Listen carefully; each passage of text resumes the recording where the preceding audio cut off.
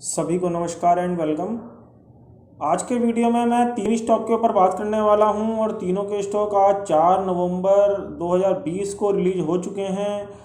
तीनों स्टॉक के अंदर सबसे पहले स्टॉक का जो मैं चार्ट आपके साथ लेके आया हूं, स्टॉक का नाम है स्टेट बैंक ऑफ इंडिया, जो कि पीएसयू बैंक का काफ़ी अच्छा बैंक है। और आप ये देख रहे हैं जो स्टॉक का प्राइस अभी बंद हुआ है वो 205 रुपये के आसपास बंद हुआ है।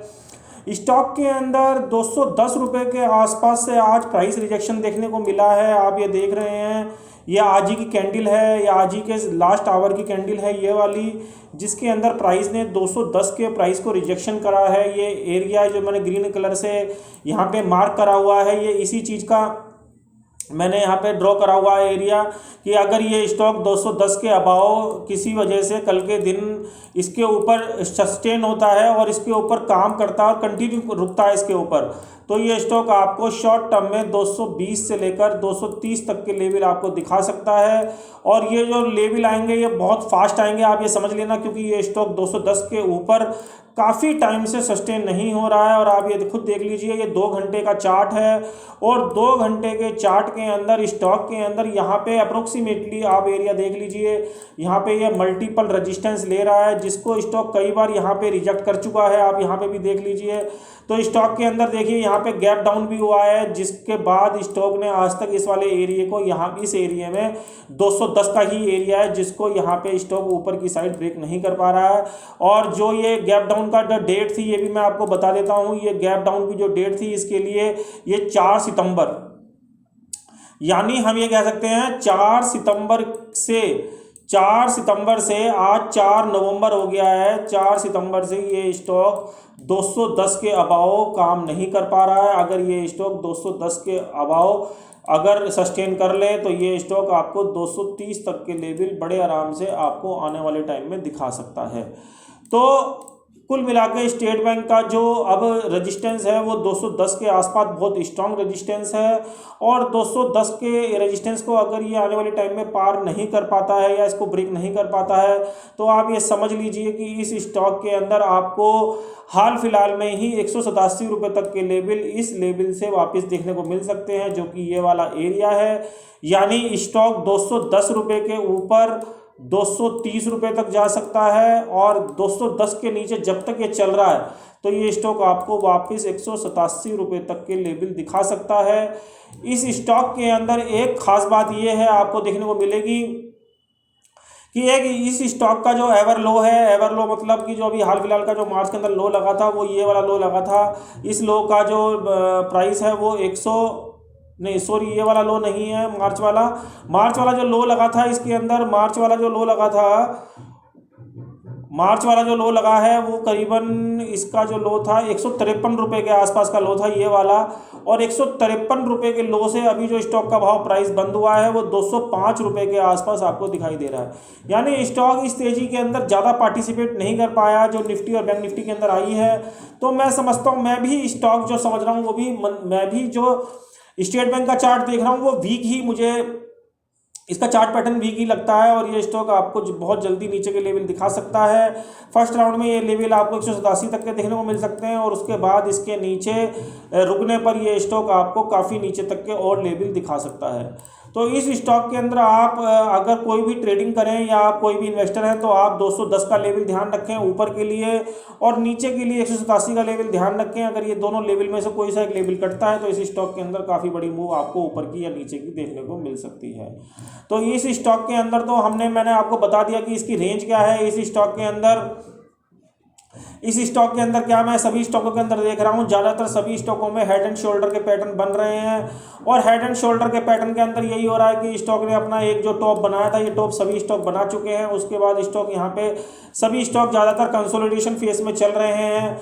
या तो ये लग रहा है कि मार्केट को देख के कि स्टॉक परफॉर्म नहीं कर पा रहे हैं, क्योंकि उनको भरोसा नहीं है इस तेज़ी के ऊपर जो मार्केट के अंदर दिखाई दे रही है। तो आपको बड़ा कोशिश रहने की ज़रूरत है, और आप 210 का यहाँ पे एक हर्डल मान के चल सकते हैं बैंक के अंदर, और उसके बाद फर्दर इसके अंदर कोई तेज़ी आप देख सकते हैं। तो ये तो हमने स्टेट बैंक के ऊपर चर्चा करी है। अब मैं आपको अगले स्टॉक अडानी ट्रांसमिशन के ऊपर अडानी एंटरप्राइज के ऊपर लेके आया हूँ, और ये अडानी का चार्ट है। आप ये देख रहे हैं स्टॉक के अंदर जो अभी रिसेंटली जो प्राइस बंद हुआ है वो 350 रुपये के आसपास बंद हुआ है। स्टॉक के अंदर अभी जो मेजर जो अब इसका सपोर्ट बन के रहेगा वो 330 रुपये के आसपास का रहेगा। यदि ये स्टॉक 330 के एरिया को नीचे की साइड ब्रेक करता है तो ये स्टॉक आपको बहुत जल्दी 295 तक के लेवल, ये वाले लेवल यानी दिखा सकता है, जो कि इसका लास्ट स्विंग लो है। तो 330 के नीचे आप इसका 295 तक का लेवल मान के चलें, और नहीं तो फिर इसकी रेंज अभी 330 से लेकर 350 के बीच की ही रहनी चाहिए, जिस हिसाब से स्टॉक का पैटर्न है। क्योंकि स्टॉक 350 के एरिया को भी आप ये देखेंगे यहाँ पे रिजेक्ट कर रहा है। जैसी प्राइस ऊपर जा रहा है तो यहाँ पे रिजेक्शन आ रहा है। तो मैं समझता हूँ कि स्टॉक के अंदर ये वाली जो रेंज है वो बनी रहनी चाहिए, और दोनों में से अगर कोई रेंज टूटती है तो स्टॉक के अंदर आपको काफ़ी अच्छी तेज़ी और मंदी देखने को मिल सकती है। फिलहाल मैं अगर आपको रिट्रेसमेंट के हिसाब से बताऊं तो स्टॉक के अंदर मैं समझता हूँ कि रिवर्सल आ सकता है, क्योंकि मैं स्टॉक का डेली चार्ट देख रहा था तो डेली चार्ट के अंदर मुझे बोलिंगर बैंड और बोलिंगर बैंड देखने से यही लगता है कि स्टॉक यहाँ पे ओवरबॉट हो रहा है, और स्टॉक के अंदर कहीं ना कहीं सेलिंग आ सकती है। नीचे के रेटों में, ऊपर के रेटों में कहीं ना कहीं सेलिंग देखने को मिल सकती है। स्टॉक अगर आप देखेंगे तो वीकली चार्ट और डेली चार्ट पे ओवरबॉट कंडीशन में जा चुका है। आप ये देखें यहाँ पे भी ओवरबॉट कंडीशन बनी हुई है, मगर ये भी चीज़ देखी जाती है कि ओवरबॉट कंडीशन का देखने का मतलब ये नहीं है कि केवल वो वहाँ से गिर सकता है, क्योंकि ओवरबॉट अलग चीज़ है और प्राइस का गिरना बढ़ना अलग चीज़ है। ओवरबॉट का मतलब ये भी हो सकता है कि प्राइस एक कंसोलिडेशन फेस में घूम सकता है, यानी कंसोलिडेशन फेस यानी 330 से लेकर 350 के रेंज में चलता रहे। एक इसका मतलब ये भी हो सकता है, एक मतलब इसका ये भी हो सकता है, क्योंकि इसका वीकली चार्ट पे जो मैं इसका प्रदर्शन देख रहा हूँ, वीकली चार्ट पे स्टॉक ओवरबॉट, ये भी ओवरबॉट दिखा रहा है। आप ये देखें यहाँ पे भी ये ओवरबॉट ही दिखा रहा है।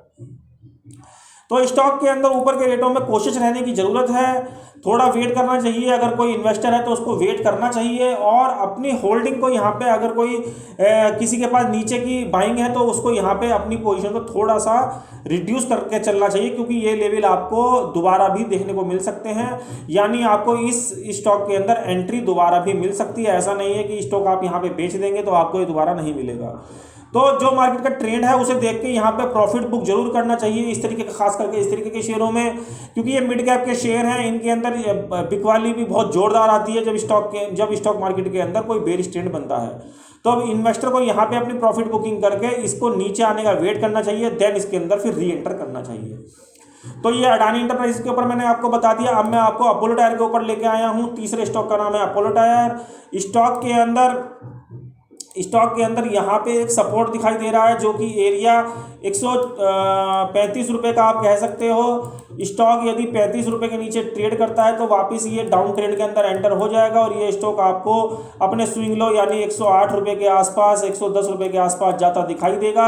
यानी 135 के नीचे ये स्टॉक आपको 110 रुपये तक के लेवल दिखा सकता है, और 150 के ऊपर सस्टेन होने पर, जो कि अभी 148 रुपये के आसपास बंद हुआ है, तो 150 रुपये के ऊपर ये स्टॉक आपको 158 रुपये तक के मैक्सिमम रेट दिखा सकता है, और ये इसका लास्ट रेट होगा, क्योंकि इस रेट के ऊपर ये ज़्यादा तेजी नहीं दिखा रहा है, और ये इसका 50 रुपये के ऊपर ये केवल जो लास्ट रेट दिखा रहा है वो 58 रुपये का दिखा रहा है। और नीचे में अगर ये स्टॉक 35 रुपये के एरिया को दोबारा ब्रेक करता है तो ये स्टॉक आपको 110 रुपये तक के एरिया में आता दिखाई देगा।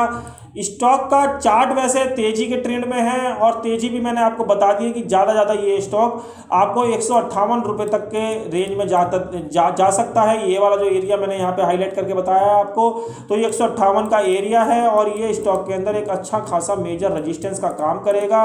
तो आप ये देख सकते हैं कि इसकी रेंज कितनी रहेगी, केवल 10 रुपये की, यानी 48 रुपये में स्टॉक बंद हुआ है, और मैक्सिमम ये 58 रुपये तक जा सकता है। तो स्टॉक के अंदर जो रेंज है वो केवल 10 रुपये की रेंज है ऊपर के लिए, और नीचे में अगर ये स्टॉक 135 रुपये के नीचे सस्टेन करता है इस वाले एरिया के नीचे, तो ये स्टॉक आपको 110 रुपये तक के लेवल दिखा सकता है।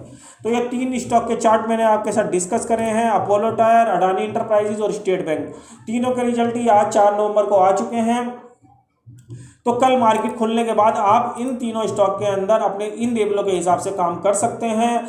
मार्केट का जो ट्रेंड है वो चुनावों के हिसाब से मैं समझता हूं अभी इन्वेस्टर को बाहर रहना चाहिए, या अच्छी अगर उनको रिटर्न मिल रही है तो यहाँ पे प्रॉफिट बुकिंग करनी चाहिए, क्योंकि यह कोई सा भी स्टॉक ऐसा नहीं है चाहे कोई अडानी की बात करें, चाहे अपोलो टायर की बात करें, चाहे स्टेट बैंक की बात करें, कि ये आपको री एंट्री में नीचे नहीं मिलेंगे और ये यहीं से भाग ऊपर भाग जाएंगे, ऐसा कुछ नहीं है। आप यहाँ पे प्रॉफिट बुक करके अपने पैसे को कैश कर सकते हैं और फिर नीचे आने का वेट करके इनमें री एंट्री कर सकते हैं, क्योंकि मेरे हिसाब से बेचने के भाव हैं, यहाँ पे लेने के भाव नहीं है। हमको बाजार में नीचे आने का इंतजार करना चाहिए, उसके बाद री इन्वेस्ट करना चाहिए। तो आशा करता हूँ ये वीडियो आपको अच्छा लगा होगा।